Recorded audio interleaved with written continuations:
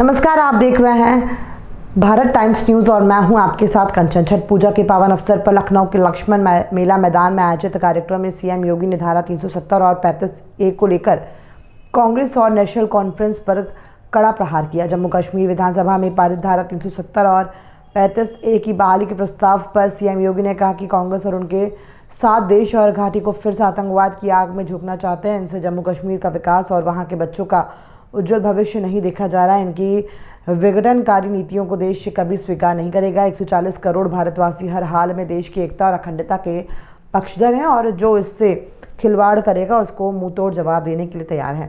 CM योगी ने कहा कि अगर कांग्रेस इस प्रस्ताव का विरोध नहीं करेगी तो उसका भी वही हाल होगा जो धारा 370 और 35A का हुआ है।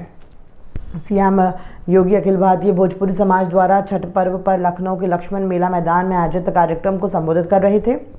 अपने संबोधन में सीएम योगी ने छठ पर्व की महिमा का बखान करते हुए देश की एकता और अखंडता को बनाए रखने की आवश्यकता पर जोर दिया। जब हम जाति मत मजहब से बटे होते हैं तब दूसरे हम पर राज करते हैं। सीएम योगी ने कहा कि एक और जहां हम इन पर्व और त्योहारों के साथ जुड़ रहे हैं और लोगों को जोड़ रहे हैं, वहीं कुछ लोग ऐसे भी हैं जो भारत में रहकर भारत के अस्तित्व के साथ खिलवाड़ कर रहे हैं। ऐसे लोगों को किसी भी भारतीय को बर्दाश्त नहीं करना चाहिए। जब हम जाति मत मजहब से बटे होते हैं तो दुनिया के दूसरे लोग हम पर राज करते हैं, लेकिन जब हम 140 करोड़ एक साथ बोलेंगे तो भारत की तरफ कोई नज़र उठाकर नहीं देख पाएगा। मुख्यमंत्री योगी आदित्यनाथ ने भोजपुरी में बोलते हुए सभी श्रद्धालुओं को छठ महापर्व की शुभकामनाएं दी और माताओं बहनों को कठिन व्रत रखने के लिए सम्मान प्रकट किया।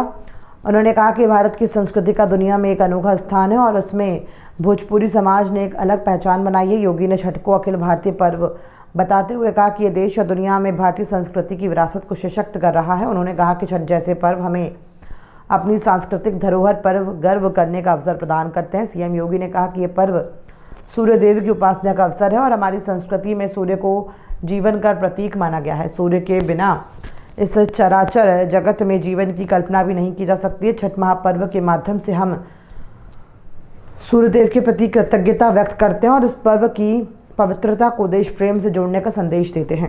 इस अवसर पर उप मुख्यमंत्री ब्रजेश पाठक, विधान परिषद सदस्य गोविंद नारायण शुक्ल, मुख्य सचिव मनोज कुमार सिंह और भोजपुरी समाज के राष्ट्रीय अध्यक्ष प्रभुनाथ राय सहित कई गणमान्य लोग उपस्थित रहे।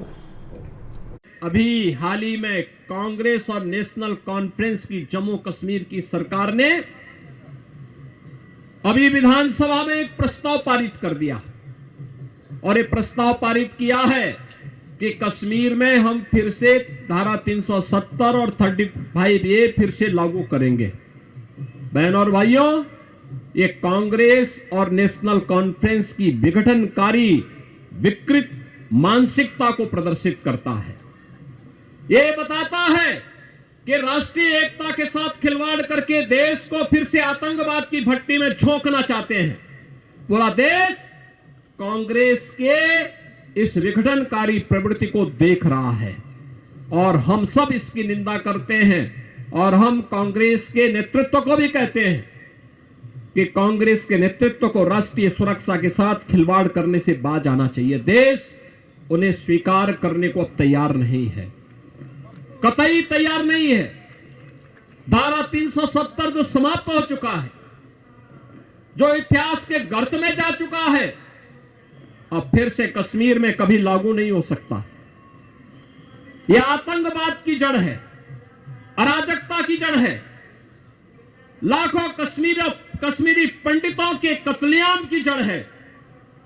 यह धारा 370 लाखों निर्दोष नागरिकों के खून से सनी हुई धारा है, जिसने कश्मीर के माध्यम से, जिसने कश्मीर की सुगंध को मजहबी उन्माद के कोड़ में बदलने का काम किया था, जिसने कश्मीर जैसे धरती के स्वर्ग को एक मजहबी उन्माद के कोड़ में बदल करके पूरे कश्मीर की सामाजिक सद्भाव को तहस नहस करने का काम किया था।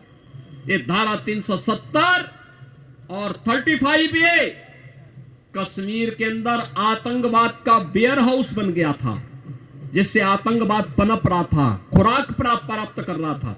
लेकिन आज समाप्त करके जब कश्मीर मुख्य धारा के साथ जुड़ करके आगे काम कर रहा है, उन स्थितियों में जम्मू कश्मीर विधानसभा में पारित प्रस्ताव उस विघटन की बू को एक बार फिर से हम सबका ध्यान आकर्षित करता है। इन स्थितियों में हम कांग्रेस नेतृत्व को कहना चाहेंगे कि नेशनल कॉन्फ्रेंस और कांग्रेस मिलकर के जम्मू कश्मीर के अंदर जो कुछ कर रहा है, यह देश उसे कतई स्वीकार नहीं करेगा, किसी भी स्थिति में स्वीकार नहीं करेगा।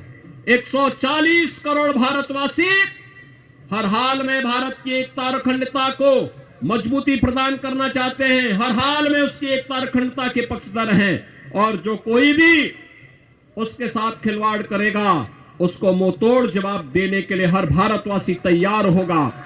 आज के इस अवसर पर कांग्रेस को छठ महापर्व के अवसर पर मैं कांग्रेस से ही कहूंगा कि वह जम्मू कश्मीर विधानसभा से पारित इस प्रस्ताव के खिलाफ स्वयं भी बोले, अन्यथा भारत में कांग्रेस की वही स्थिति हो जाएगी जो जम्मू कश्मीर में